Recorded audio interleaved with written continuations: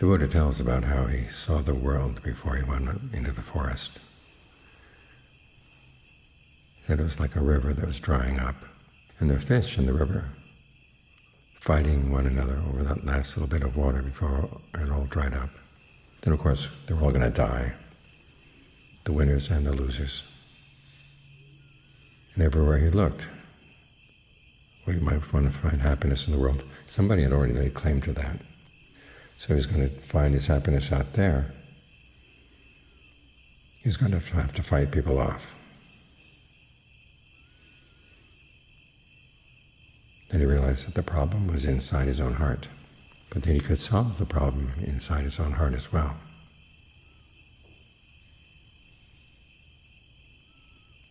That's the message of his awakening. And not just his awakening and not his solution of his own problem, but the way he taught his awakening was meant to help us realize that we can solve our problems too, again, by looking inside. This is why we meditate, bringing the mind into the present moment, where we can see it in action and figure out where we're causing ourselves suffering, and where we can find the strengths inside so we don't have to suffer. One of those strengths is conviction. In the Buddha's awakening, not just that it was a good event for him, but also that it has meaning for us. Because what he learned about the principles of karma in particular have a lot of implication for us in our search for happiness. As he saw, people would fare through the world, up and down, based on their actions. Their actions were shaped by their intentions were shaped by their views. And the way these things worked out was pretty complex. The basic principle is simple. You act on skillful intentions, the result is happiness. You act on unskillful intentions, the result is suffering, pain. Of course, you look at your life, and it's not the case that you do nothing but good actions, nothing but bad actions. There's a mixture. But what's important is that as you go through life and you realize you've made mistakes, you admit the mistakes, and you try to develop right view, that your actions really do make a difference. It gives you the energy to try to do your best. There are people out there, and there were people in the Buddha's time, who said that you were powerless. Either actions were not real at all, or even though they were real, they had no impact on shaping your life. Or they had an impact, but it was totally deterministic. In other words, what you did in the past will determine what you do now. There's not much hope to change your ways. But as the Buddha saw, what we experience in the present moment is shaped partly by our past actions and, most importantly, by our present actions, by our present intentions. And our present intentions can be freely chosen. They're not determined by the past, which means we can learn. As he said, he would teach people to abandon unskillful actions and to develop skillful ones. If they couldn't do that, he wouldn't have taught it. But the fact is they can. And if in doing that didn't lead to happiness, he wouldn't have taught it either. But the fact is that it does. So what he's telling you is that you have power. You can train your mind. And he showed through his example that training the mind can take you really far. This is what he's asking us to have conviction in. And it's a good thing to be convinced of. Would you want to be convinced that your actions had no meaning? Would you want to be convinced that there was no pattern in acting on good intentions or bad intentions? It's good to hold to that principle. You may not know yet. After all, it took the Buddha a long time to gain his awakening. He had to learn lots and lots of lessons in the course of that time. So we're tapping into his knowledge, we're tapping into his wisdom. We're borrowing it for the time being until we can confirm it in ourselves.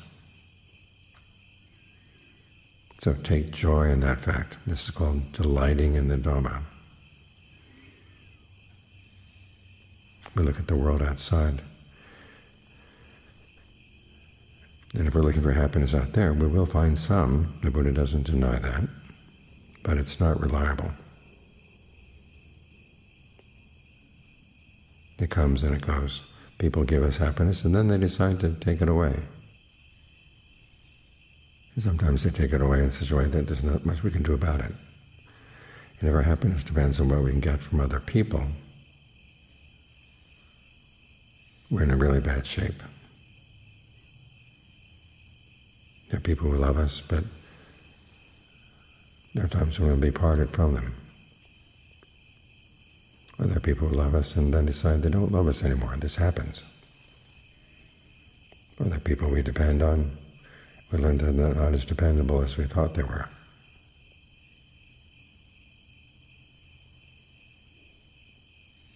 So if you're looking for a reliable happiness, you've got to look inside.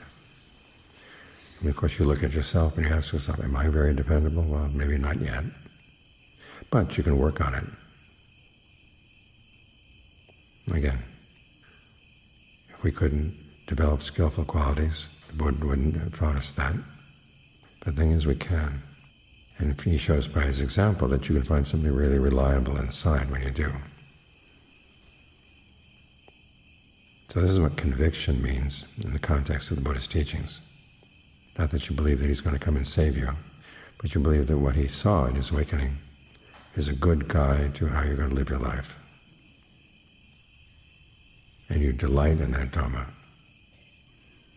We live in the world where there has been a Buddha, someone who understood the problems of suffering, not only solved the problem for himself, but also laid out the teaching so others could solve the problem for themselves. It's a good world to live in.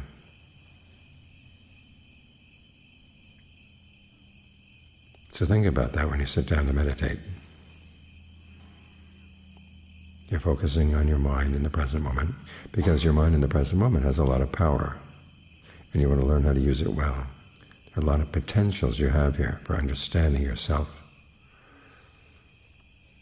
understanding your breath, understanding the way you talk to yourself, understanding the perceptions you hold in mind, even the feelings that you focus on. These are not just random things. They're things that you play a role in shaping.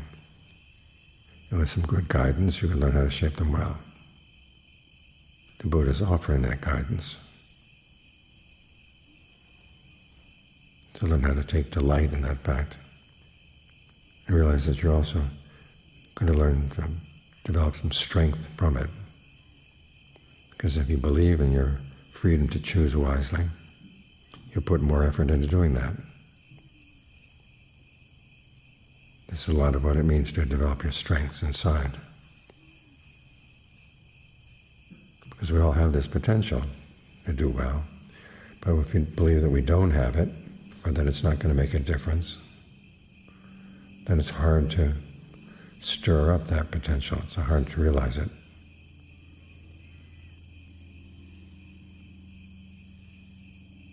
It's like being lost. If you believe that there's no way out of the forest that you're lost in, you give up pretty easily. You run into this obstacle, that obstacle, and you lose strength. You lose hope.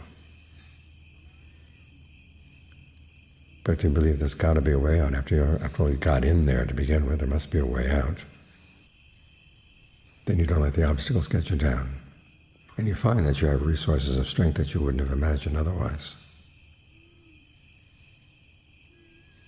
I remember the first time when John Furing had us sit, meditate all night. I didn't believe we could do it. But then he told stories of the forest monks sitting all night long.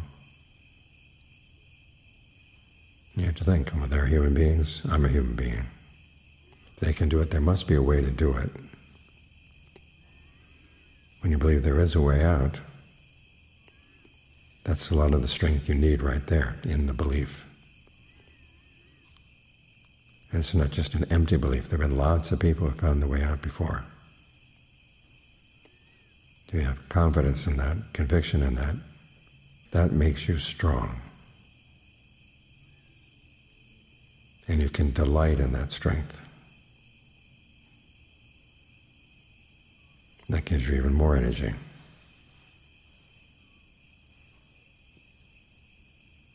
So learn to think in ways that give you more strength. A lot of times our internal conversation can be pretty discouraging. We tend to limit ourselves in ways that we really don't have to. Part of it's out of laziness, part of it's out of just a sense of hopelessness, disappointment.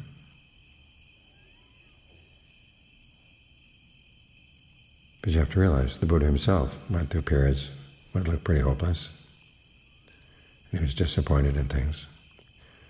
But he was able to find the strength within himself not to let those disappointments overcome him. And as he said, the strengths he had in himself were things that other people can find in themselves. And you're one of those people. So find strength in your conviction in the Buddha's awakening, because it does have a lot of meaning for your life. It's not just an incident in his life. It's one of the events that defines the world in which we find ourselves. It helps us to define ourselves in terms of our sense of what we're capable of.